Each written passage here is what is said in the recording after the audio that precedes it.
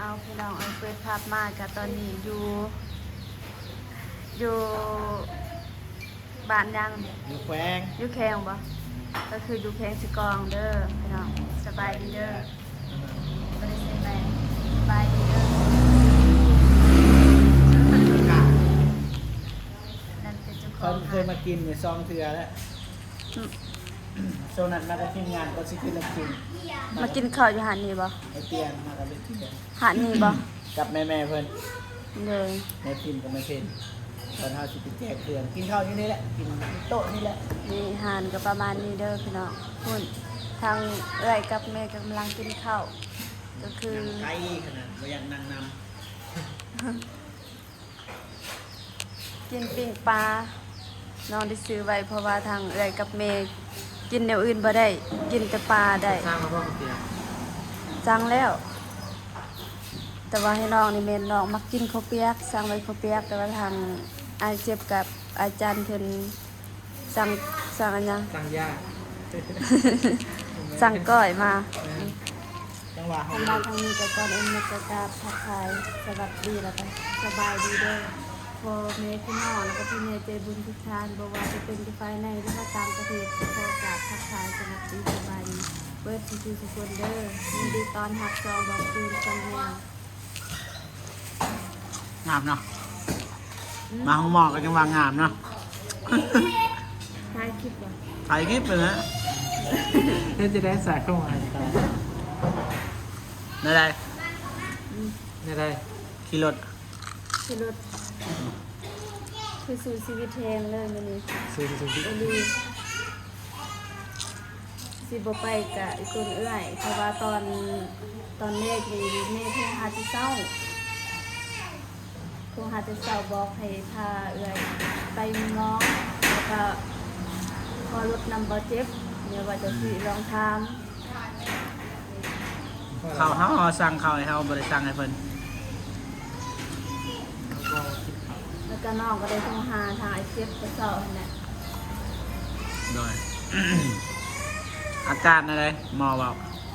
กว่า เออบ่คือว่าไปเอโกทางหน่อยก็ทางหมอเพิ่นว่าบ่ได้เห็นหยังปกติ ไอ้โก้ท้องน้อยไอ้โก้เอิก กวดทางน้อย ต้องได้ต้องขอไปลองบ่ตัวทางหน่อย ไอ นะ โกคันก็บ่ได้เห็นหยังว่า อ่า อันนี้ ไอ้โก้เบิดสามเลยเจ็บคอ นั่ง ค แต่ อ คอแต่ว่าคอหันตอนแรงมันสิถ่ายได้บ่ จะเป็นอย่าง ย่านทับไอ้หาเดี๋ยวพาไปทางอื่น บอกคาได้เข้ามาทางนี้เลยเขาตั้งใจน้องบอกให้เมื่อส่ง มันขึ้นกับน้องนะน้องใส่อายเลยเขาได้ไปเลย ได้ก็บ่เข้าใจทางพวกอาย2คนนี่แหละที่พาไปในมื้อนี้ อืม แต่ว่าน้องนี่เคยมาจุกอง2เทื่อกับแค่นี้เทื่อที่หนึ่งตอนนั้นอายุ14 ปีไปเบิ่งอายเจ็บก็คืออายบัญชีตอนเป็นเรียนสุกอง คิดว่ามาเบิ่งเฮา อืม คิดว่ามาเบิ่งเฮา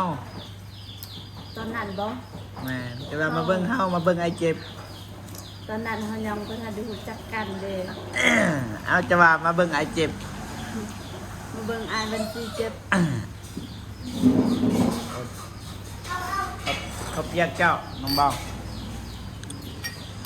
เขาเปียกใช่ปะ พอแล้ว เขาเราอ๋อ ทำงานของบ้านเลย มาแมนเจ้าน้อง เพราะว่าน้อง ลายเลย น้องเป็นคิดว่าคือลายแท้ก็เปียกประเทศนี้ ก่อยจะสั่งจะไรเนาะคือลายแท้กิน2 คน ชุดใหญ่ก่อนนะ ฮะ เอา จะสั่งจังใด ชุดใหญ่ ชุดใหญ่เลย บ่จันในแฮงหิวแฮง จัดคือเ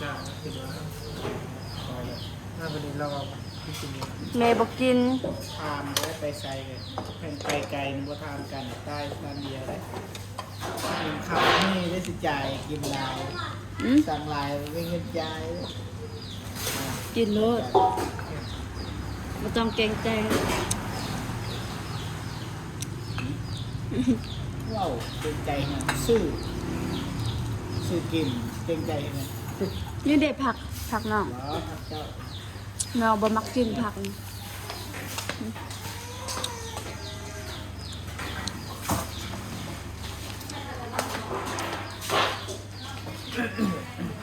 มาเด้อพี่น้องมากินข้าวนำกันเด้อข้าวเที่ยง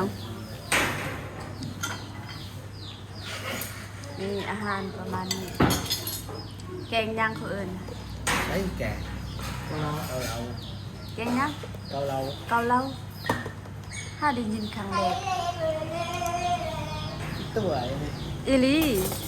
ครั้งแรกบ่เคยกิน มือเล็กคนนี้เบียร์ ถอนอีก ก็จะมีกระห่อนเอาไปนะจังไหนของเราใส่นะ คุณแม่กับเอื้อยก็น้องได้สั่งปลาไว้3 ตัวก็คือปลาแม่น้ำคลองนี่แหละกินได้แต่ปลาแบบนั้นแล้วก็ข้าวหันแม่นเอามาแต่บ้านเขา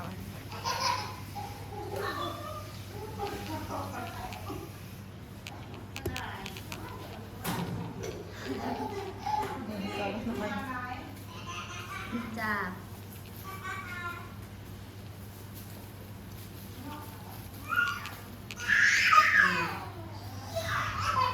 มากินเลยได้หนุ่มบอก เอาเลย เอาเลยเลยเอาเลยเลยนี่เลยไม่ได้กินข้าวแต่เช้า โอ้ ข้าวมาเลย ประจันเดกินข้าวเช้าแล้วบ่ กินกันเอาไปปลุกเราอยู่เลย สมพ่อ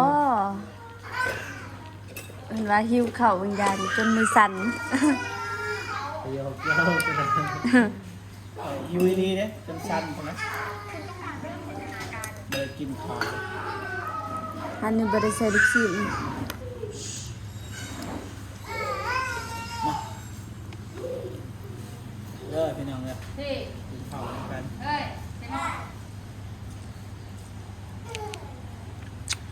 จะตั้งกล่องก่อน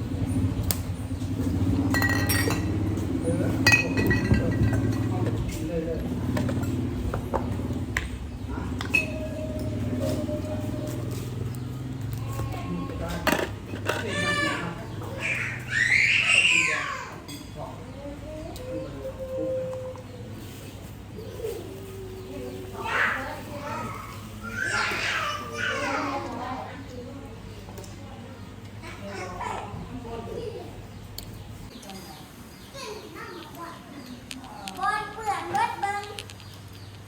บอลกินเบิด เขาแล้ว เลย ต้องต่อไป กินก่อนครับไปนอนทายก็ได้ ทายหน่อยเดียว บัดไปนี่ไปนั่นทายก็ได้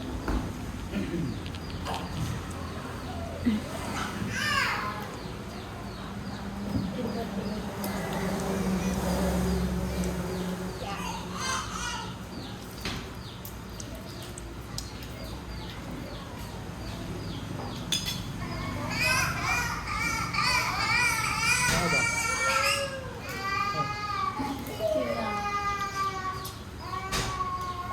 ปวดหัวปวดหัว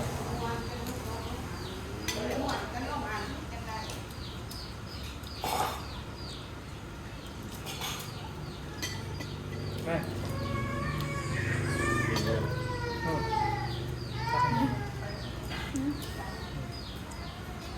เอาไปกิน จามุเดี๋ยววีมาก่อนนะคะ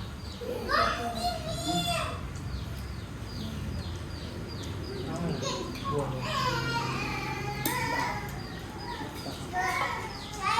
เดี๋ยวจะ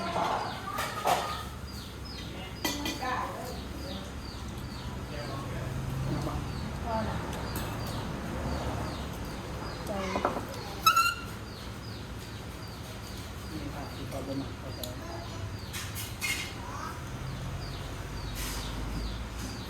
เข้ามา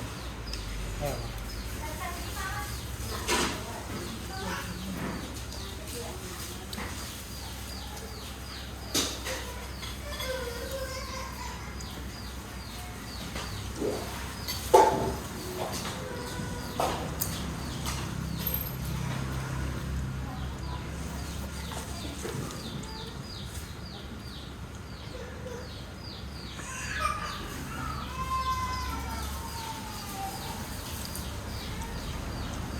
ทำจริงๆเล่นกับเตรียมตัวเลย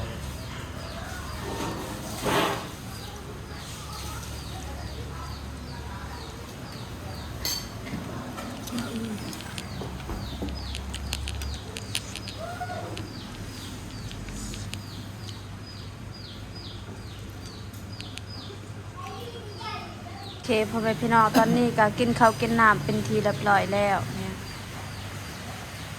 เออ ทางคุณจะไปจ่ายเงิน เงินตาบ่ขึ้นไง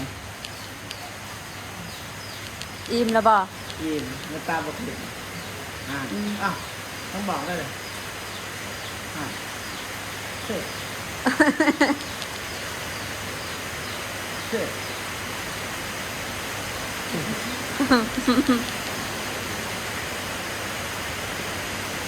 ไงฮะมุม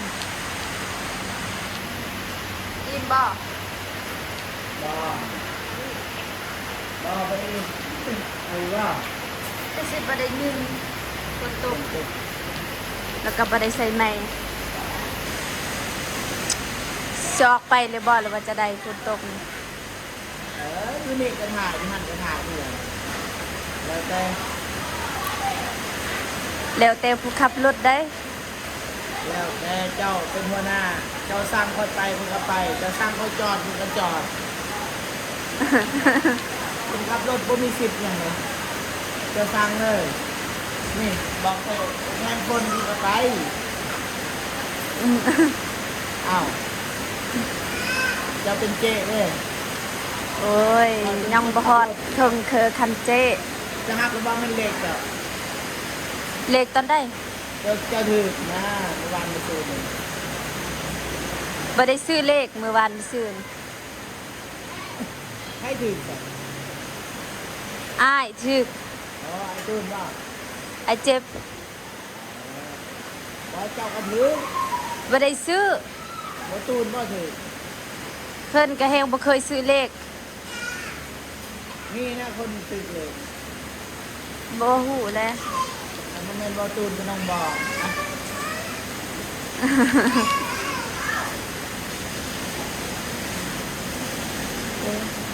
เอามุมมายกเรื่องชมหมออ่านมาดอกอัดก็ดู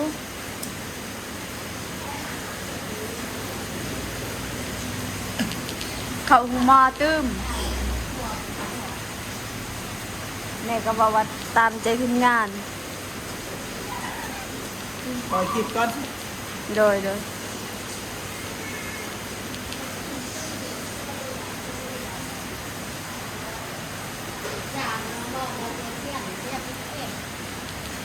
เรียบ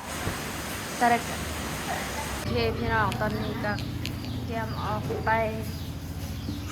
เข้าโรงพยาบาลตื้มพอดี ยังมีนัด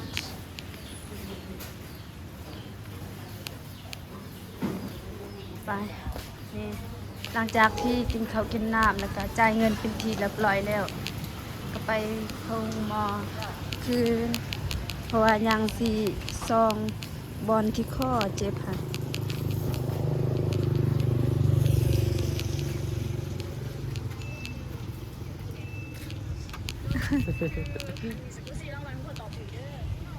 ได้ดูบวนอะไรอยู่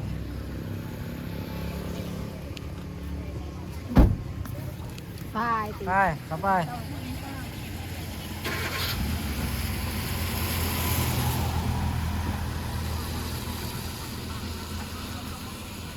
ขึ้นมาทางนี้เลย ขอบใจเตรียมออกเดินทางไปแล้ว ไปใส่น้องบ้าง ก็ ไปเข้าห้องหมอเติมนั่นแหละเพราะว่าเฮายังบ่ทันได้ซองข้อพบว่าเขาจะเอาไปซองตอนแดง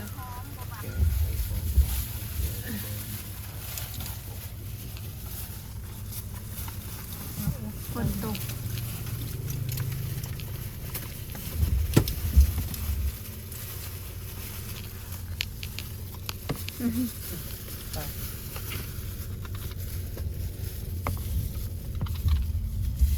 เนาะกางแขนนะลูกชมดูมูค่ะ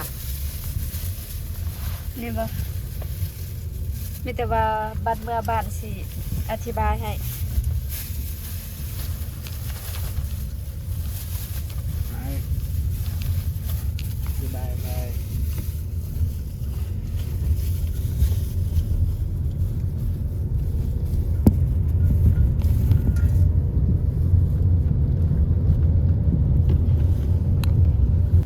ออดแล้วพี่น้อง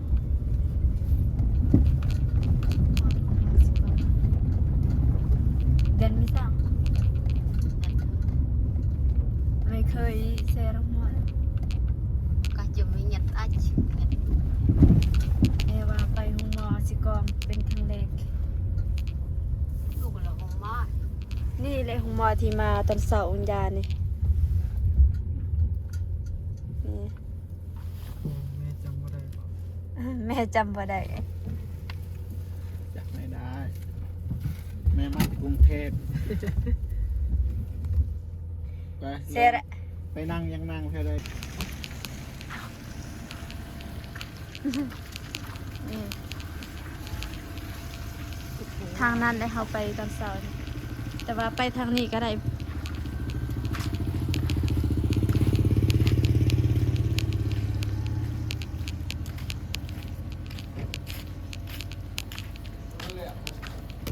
ยัง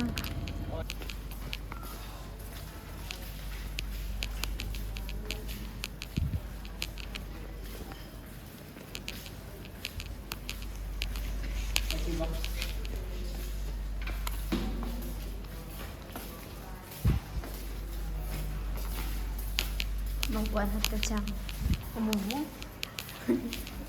มปะ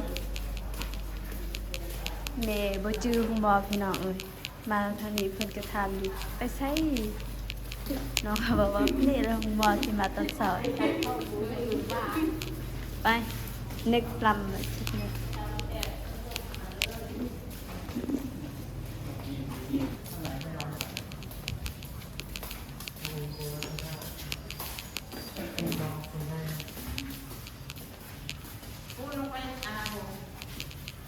ซึ่งเต่า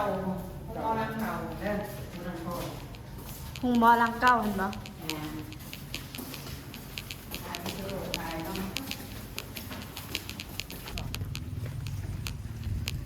ไปหุงบอลังเก้าพี่น้อง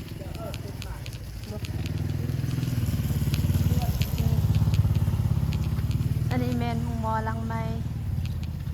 แต่ว่าทางเพจเพิ่นให้แนะนำไปหุงบอลังเก้าก็คือบอลนั้นมีบอลที่สองข้อ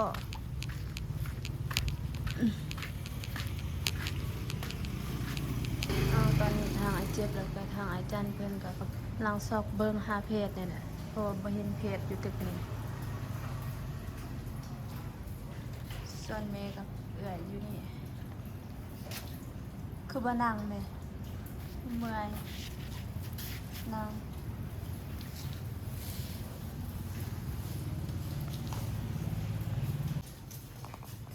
ห้องกวดครูดังคออยู่นี่แหละพี่น้องแต่ว่าบ่พบหมอ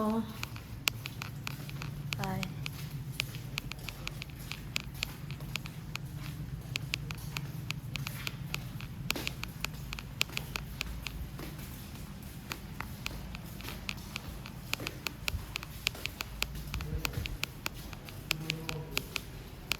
บ่มีคน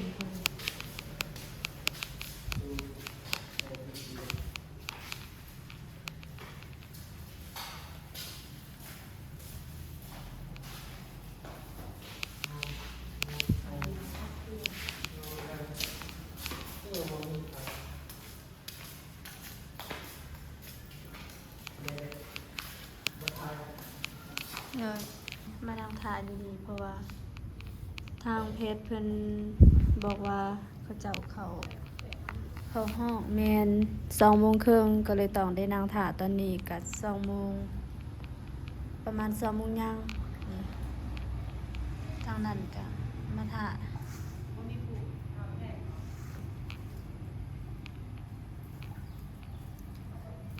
ตอนนี้ทางบ่เจ็บกับเบาจันเพิ่นกำออกเข้าห้องน้ำ ปวดงี้เองเต็มพอตัดน้ำเกิดสงกะสมัว คือจะสิแม่ว่ามากวดทอบนี่ให้กวดคักเลยก็คือให้กวดเป็นชัดเจน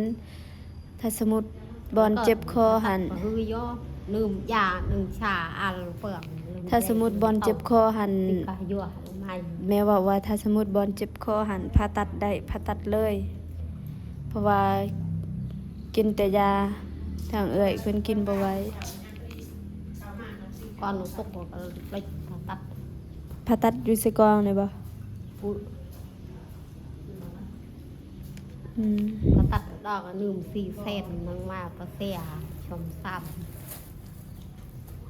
เป็นบนมากนะ ใบนี่แม่นบ่ให้ชิมเด้อใบนี่ตอนนี้เมียนให้ดีๆเพราะว่าบางที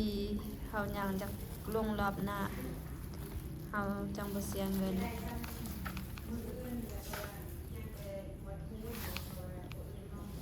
กับตัดเสื้อเอาแรงก็ตีตี ตอนนี้ก็กำลังโทรหา ทางเพจเพราะว่าท่าโดนแล้วแต่ว่าบ่เห็นเพิ่นมา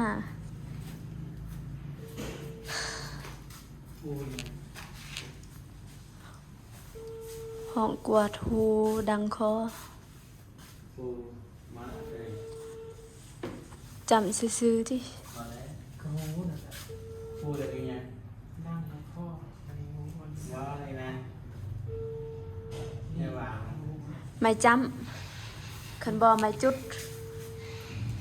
บ้าใช่เขาจุดนะแสดงว่าเขาจุดมันนี่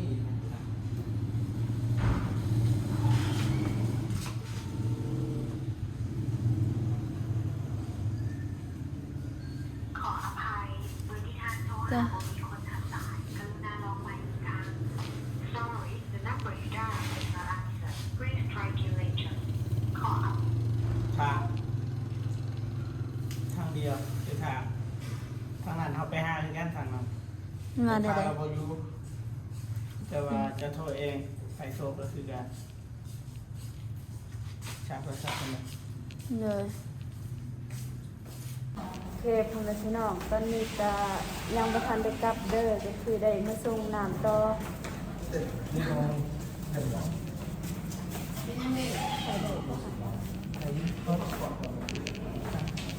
ตอนนี้ทางเอื้อยเพิ่นก็กำลังทางเพจเพิ่นส่งน้ำต่อเพราะว่าเพิ่นทางเพจเพิ่นเห็นเมื่อเอื้อยหันเมื่อยแห้งเพิ่นก็เลยให้ส่งน้ำก่อนแล้วจึงเมื่อประมาณนี้ประตูนเพิ่นบ่ได้ไปนำในมื้อนี้ก็คือแบบว่าเวียกก็คือแบบว่าเวียกหลายคือกันนั่นแหละอย่างหนึงแม่น